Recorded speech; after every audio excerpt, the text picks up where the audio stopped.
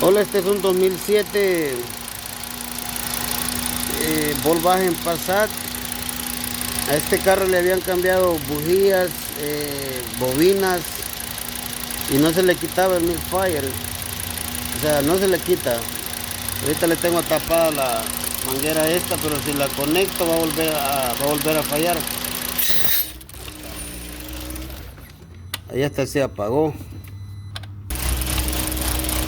Al conectar esa manguera, como pueden ver, el carro falla demasiado.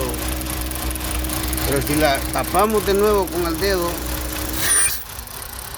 ahí empareja. Ahí empareja. Es un problema que no es caro la reparación, pero cuesta encontrarlo cuando no se ha pasado por una experiencia de estas. Pero ahí está. Ponemos la válvula esta. Puede ser la válvula de respiración del intake o el crankcase ventilation, algo así. Pero esta válvula es la que está fallando. ¿Ok?